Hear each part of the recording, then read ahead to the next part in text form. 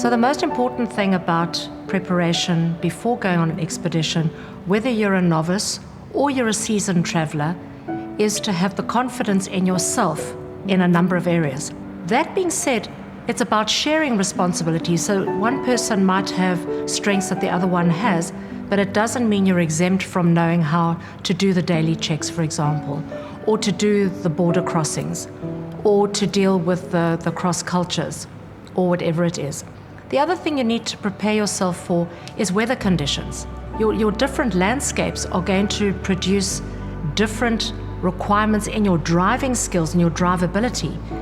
You could get rain and mud, you get black cotton soil in Zambia, you get deep sand and dust in Namibia and Botswana. So you've got different driving styles that you need to be comfortable with. So that comes into your skill set and your information set. These are a number of areas that will build your confidence in embarking on the trip. So when the unknowns and the uncertain things happen, you don't feel completely lost, and then the fear of the unknown starts to set in. So your preparation is about your skills, it's about your knowledge, it's about the information that you need, even your maps. People say, which are the best maps? Some people have asked us on the channel, do we use just the Garmin? Do we use maps? Well, there's a number of them. We suggest a number of, there's Tracks for Africa, there's Maps.me, there's a number of reliable sources. But check it out and make sure it's reliable and tried and tested. Go on the forums, find out from other people who've traveled. One of the other things that is critical in your preparation is make sure that you're always in contact with someone at some point. There's spots, there's satellite phones, there's radios.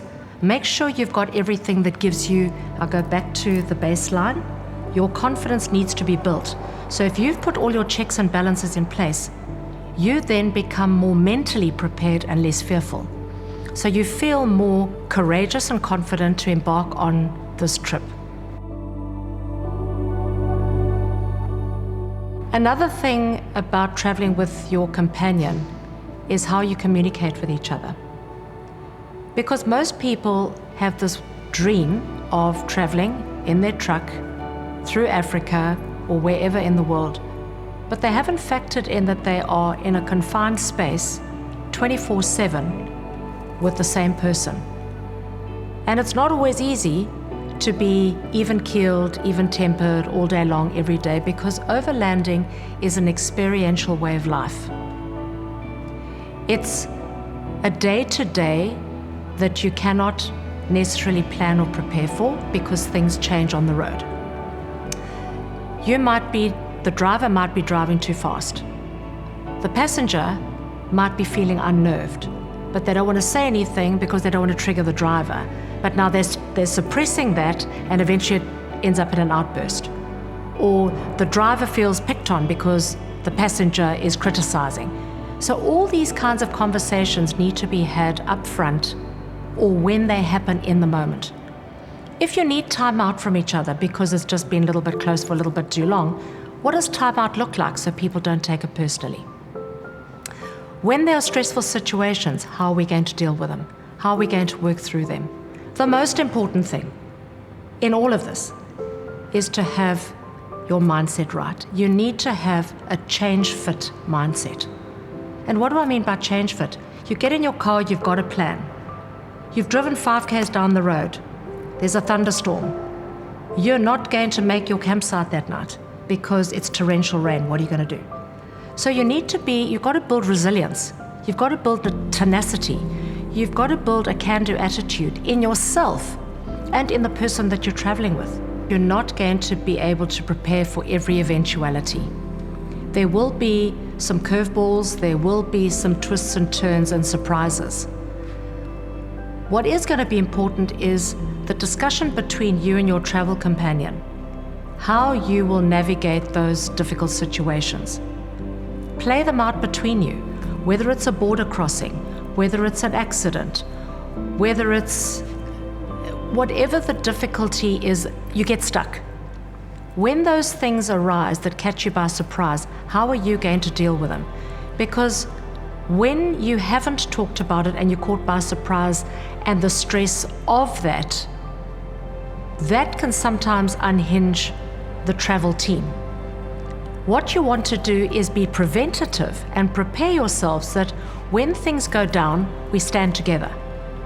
We're moving together with a common goal. And how are we going to resolve issues? How are we going to talk through difficult situations? How are we going to support each other?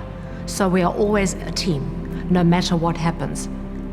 So that goes back to having that adaptability, that change fit mindset, that as much as you're prepared, be prepared for the things that you're not going to be prepared for and how you're going to deal with them together so you come out better and stronger with a great learning experience.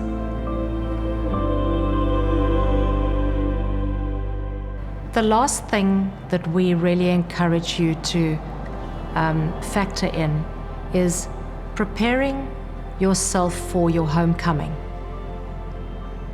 because you're not going to be the person that left. And it's going to have its highs and its lows. The highs are you want to come home, tell everybody about it, show them your photographs, share some experiences, which most times they won't be able to relate to, and you could end up being quite disappointed, wanting to go into reams of what you've experienced to infuse them with the same inspiration, and it may fall flat. So measure what you share, but also your life view is not going to be the same, and that can be potentially the downer. So coming back, you need to be gentle with yourself, ease back. Don't think that you're going to arrive back today and go back to work tomorrow. So just remember that as you calibrated going out on your trip, it's about recalibrating on your return and embracing whatever it is that you feel. But you are going to come back different and with a different worldview, and embrace that and whatever it brings with it. Thank you so much for joining us on our journey, sharing our films and following us. And if you would like to see more, please click on the link below, and we'd love you to contribute through Patreon.